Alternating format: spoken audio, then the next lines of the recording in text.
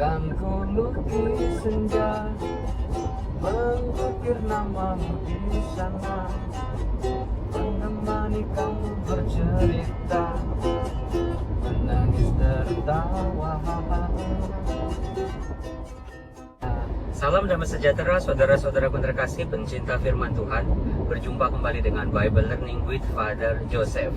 Hari ini saya sedang ditemani oleh Romo Baur yang dari tadi dia kayaknya hatinya lagi happy karena dia nyanyi-nyanyi terus baru punya ukulele yang baru. Romo Baur, bagaimana persiapan Natalnya Romo Baur tahun ini? Kan kalau tahun-tahun sebelumnya Romo Baur kan di Roma ya, di Vatikan. Dingin, suasananya asik, usuk, pestanya luar biasa. Kalau di Indonesia sebagai imam Romo Baur gimana nih persiapan Natalnya Romo Baur? Kalau di Indonesia suasananya hangat. Kalau tadi di sana dingin, di sini hangat. Hangat dalam arti apa nih? Ya sesungguhnya dalam atau arti, secara sesungguhnya dalam arti komunitas, karena saya bersyukur bisa bersama dengan Romo Yosef, ini kakak kelas saya, idola pokoknya, dan banyak nanti saya edit itu ya. banyak inspirasi dari Romo Yosef untuk menata hati. Seperti Romo Yosef berkali-kali bilang dalam many occasion, dalam banyak kesempatan, bahwa Natal tidak akan berarti tanpa sebuah semangat berbagi. Dan itulah yang saya juga pegang. Saya juga mau berbagi happy hari ini, menemani Romo Yosef mengunjungi para imam yang sedang membutuhkan kunjungan dan butuh doa dari Romo Yosef. Ini beneran ini Romo Baur nggak bercanda ibu bapak. Kebetulan saya kenal dengan seorang Romo, dia teman saya dulu. Sakitnya cukup berat. Saya baru dengar kemarin dan kebetulan beliau ada di dekat rumah saya, sekitar masih di Jakarta lah. Maka sore ini saya sama Romo Baur, saya tadi seminggu ini nih saya ujian jadi dosen, ikut kursus, penuh banget lah pokoknya, nggak bisa bikin video.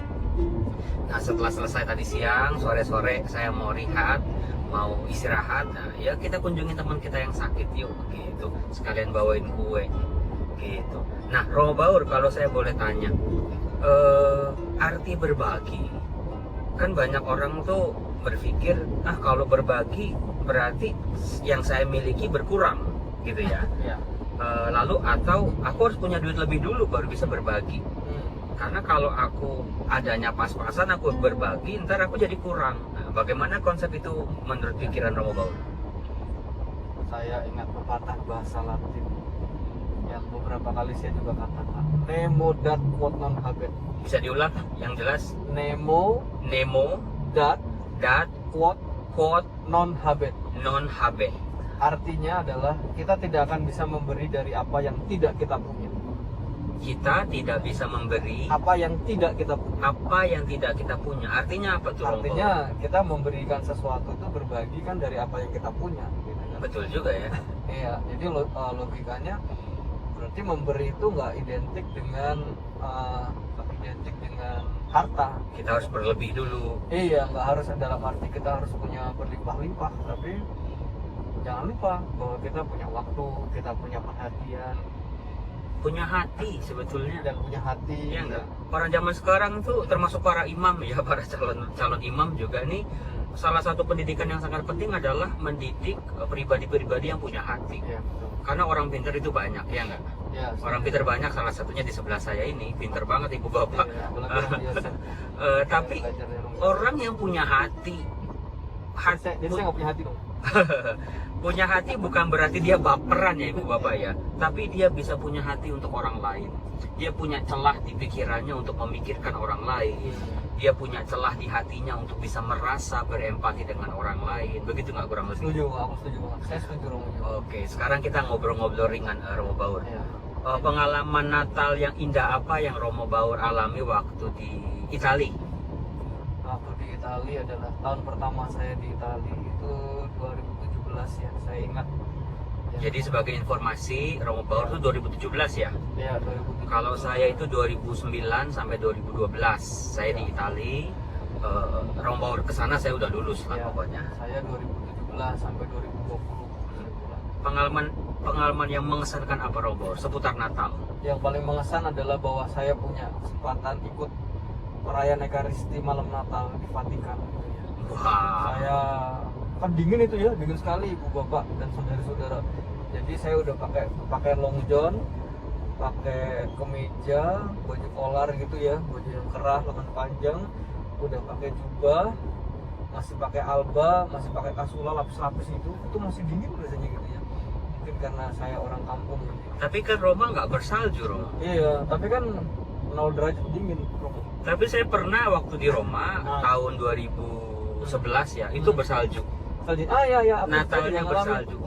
Setelah 40 tahun kota Roma tidak pernah salju, saya bangun pagi-pagi ternyata di luar tuh udah salju banyak luar biasa. Iya benar-benar.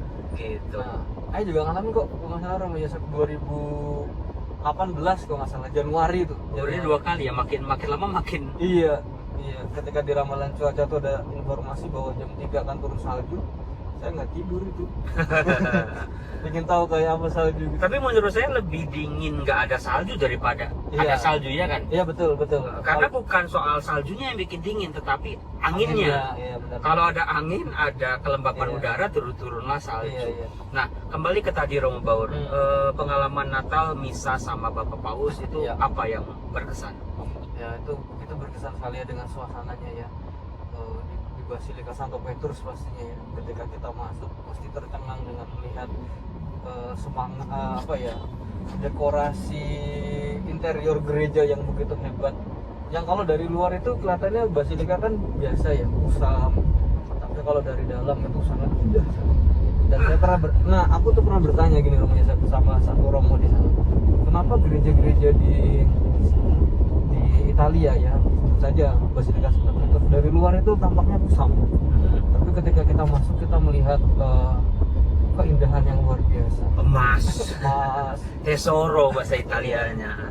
Lalu mereka omong gini Romo itu bilang, ya ini simbol bahwa menampakkan kita sederhana tapi kaya dalam iman. Itu kata-kata itu dalam itu ya. Iya. Jadi kalau tadi Romo Yosef bilang punya hati, menurutku itu hati yang kaya itulah hati yang bisa memberi. So bukan diukur dari something yang kita punya dalam arti materiali gitu ya. Wah, mantap. Romo berhati emas. Wah, itu jarang-jarang itu. Romo pinter itu banyak. Romo ganteng, dicari di mana-mana, tetapi yang lebih utama yang paling penting adalah Romo berhati emas, ya enggak? Itu. Nah, saya juga punya pengalaman tuh Romo Baur. Apa itu Romo? Kan saya datang itu di Roma tahun 2008 itu bulan Oktober ya. Saya belum ngerti banyak. Lalu Natal saya dengar ada misa di Basilika gitu ya sama Paus. Lalu saya polos aja, saya masuk aja, datang aja gitu, ngantri. Mau tahu berapa ngantrinya? 3 jam coy. Buset, iya. 3 jam dingin-dinginan, berdiri, melingkar-lingkar kayak obat nyamuk. Iya. Ketika sampai di penjaga Swiss Guard ya, itu kan kita diperiksa tas kita segala macam. Lalu ditanya, undangannya mana? Lalu saya dengan polos, emang perlu undangan? Iya perlu undangan, kalau tanpa undangan kamu nggak boleh masuk. Terus waduh, gimana ini? Terus saya tanya, gimana cara dapat undangannya? Harus ke kedutaan Indonesia itu jauh kan? Terus saya kayak orang nyesek gitu. Ya udah nunggu 3 jam, nggak boleh masuk. Orang udah pada masuk, waduh gereja udah penuh nih. Apa yang terjadi? Saya doa Romo Baur. Senjata Romo Yosef itu doa, selalu doa. Saya doa di pinggiran Swiss Guard-nya itu, petugasnya itu di pinggiran ya. Tuhan, Engkau sudah membuat keajaiban dalam hidupku banyak sekali. Tuhan, satu lagi dong keajaiban. Saya cuma ngomong gitu tuh. Nggak tahu lah, saya mau pengen banget masuk misa Natal sama Paus. Apa yang terjadi? Tiba-tiba di belakang saya ada orang India. Saya nggak kenal, laki-laki ya. Dia tahu kali saya lagi berdoa, saya lagi sedih. Terus dia sapa saya pakai bahasa Itali. Kamu mau masuk? Iya saya mau masuk, tapi nggak punya undangan. Ini saya ada 3, dia bilang. Saya langsung wow, udah kamu masuk aja. Dikasih undangannya sama saya masuk. Tapi ternyata karena itu udah terakhir-terakhir, Di dalam udah penuh Romo Baur. Oh ya ampun. Waduh, jauh banget ini. Pausnya pasti kan di altar jauh. Sayanya pasti kan duduknya di belakang. Ya. Tapi ya udahlah, saya syukuri. Jadi sekecil apapun berkat, sekecil apapun rahmat, syukuri. Itu senjatanya. Nah, pada waktu itu apa yang terjadi? Miracle, keajaiban terjadi. Saya udah sedih aja duduk di belakang. Saya, waduh, lihat paus sudah susah nih. Apa yang terjadi? Ternyata perarakan pausnya dari belakang. Wow. Dan pausnya itu berdiri di samping saya. Itu sekitar 15 menit. Wah. Jadi sambil nunggu lagu pembukaan gitu ya, bisa dimulai, itu nunggu 15 menit. Di situ saya cuma bisa nangis. Itulah the best gift of Christmas in my life. Saya bilang, oh mio Dio, que grande itu. Luar biasa gede, berkatnya tuh luar biasa. Jadi hal yang bisa saya pelajari di sini soal Natal ya.